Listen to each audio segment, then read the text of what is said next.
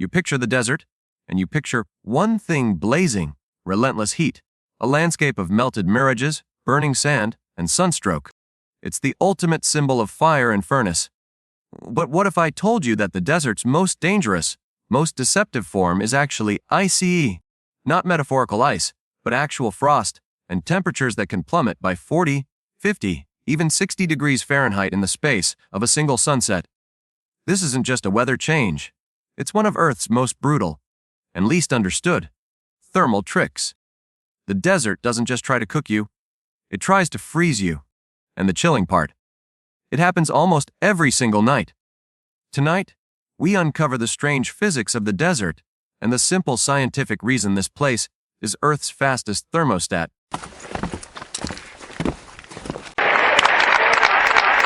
First, let's reset the definition. When we talk about the desert, most people immediately think of the Sahara, but the fundamental definition of a desert has nothing to do with heat. It's all about dryness. A desert is simply any region that receives less than 10 inches of rainfall annually. That means the frozen expanse of Antarctica is technically a desert. The key factor is the lack of moisture. And this, ladies and gentlemen, is the single biggest clue to our mystery. Because moisture, in the air, in the soil, in a cloud, is the Earth's natural heat blanket.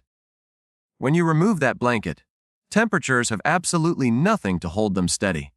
So, why does the desert get so unbearably hot during the day? Because there is literally nothing to filter or stop the sun's energy. No thick canopy of clouds, no layer of humidity, no haze. It's just raw, unfiltered solar energy, called insolation, slamming into the surface. The ground, the sand, the rocks, heats up incredibly fast. Think of it like a cheap metal pan on a stove. It gets hot immediately. Surface temperatures can easily hit, and higher. But here's the crucial point: the sand is terrible at storing that heat. It absorbs and releases energy quickly. It's a hot pan, but with no lingering thermal mass. It's just waiting for the trigger. The heat party is over, instantly. That rapid heat absorption from the day is matched by an equally rapid heat loss.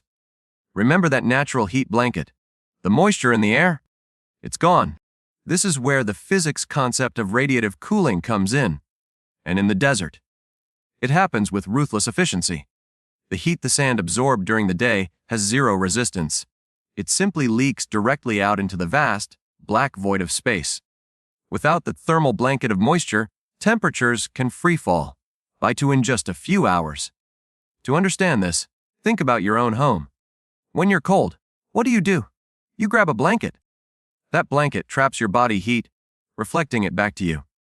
The Earth does the same thing. In most places, cities, rainforests, coastal areas, the atmosphere is thick with water vapor and clouds.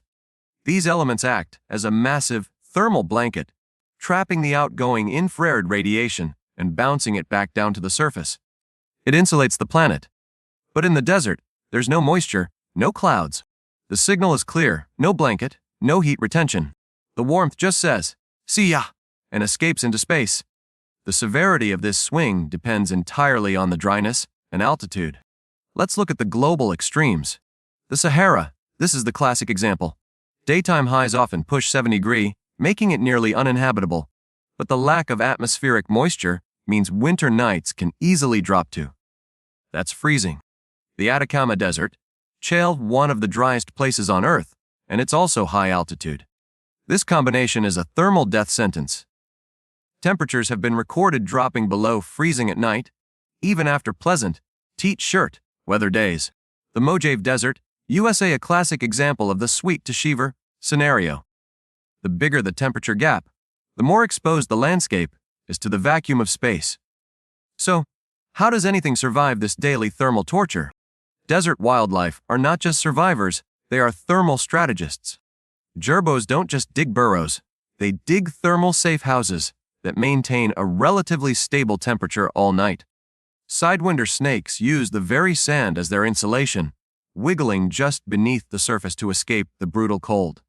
The fennec fox uses its massive ears like radiators during the day to dump heat, then tucks itself into a den at night to conserve its internal warmth. Adaptability isn't just a perk here. It's an absolute requirement for existence. Every creature, down to the tiniest beetle, has evolved a trick to manage this daily 60-degree trauma. Animals can move, but what about plants? They're stuck. Animals can move, but what about plants? They're stuck. Water storage cacti and succulents are basically squishy water balloons. The water they store is not just for drought. It's a thermal reservoir. Water has a high specific heat capacity, meaning it absorbs heat slowly during the day, and, crucially, releases it slowly at night. It's a built-in hot water bottle filled with survival juice. Insulation. Many plants are covered in waxy coatings to reduce moisture loss.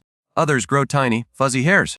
These hairs create a microscopic layer of still air, functioning as a natural puffer jacket against the radiative cold. Every little fuzzy fiber matters. When the temperature is near freezing, long before modern technology, desert cultures had already mastered this thermal swing. Nomadic tribes built tents with thick, layered wool or animal hides. These acted as both shade during the day and crucial insulation at night. Adobe houses are built with massive, thick earthen walls. These walls act as a thermal mass. They absorb the day's heat and then release it slowly into the house throughout the cold night. Even modern architects in cities like Phoenix and Dubai still rely on these ancient principles. They use thick, insulating materials, reflective coatings, and passive solar designs. They mimic the slow, stable temperature regulation that nature lacks in the desert. The physics of the desert isn't unique to Earth. In fact, it's a dry run, literally, for other planets. Mars is essentially one giant, high-altitude desert. It has a thin atmosphere, almost no moisture, and no thermal blanket. The result? Martian daytime highs around can plummet to night-time lows of. Scientists study Earth's most extreme deserts, like the Atacama, as proxies for Martian conditions. That radical temperature crash you might experience in the Mojave. Consider it a thermal training ground for a future space traveler. Our deserts are harsh, but they are an invaluable laboratory for the cosmos.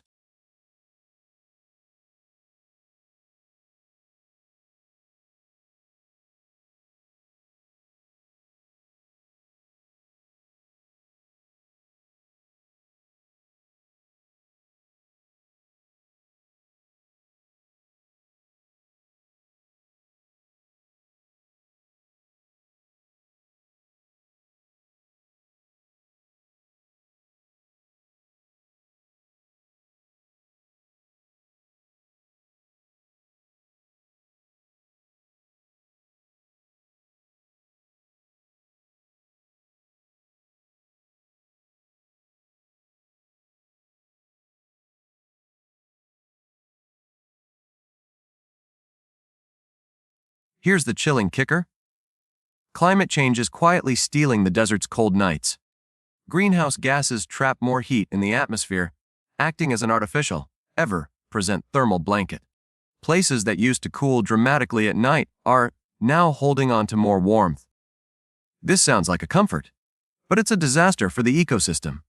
Many desert plants need those cold nights to trigger their flowering and reproductive cycles.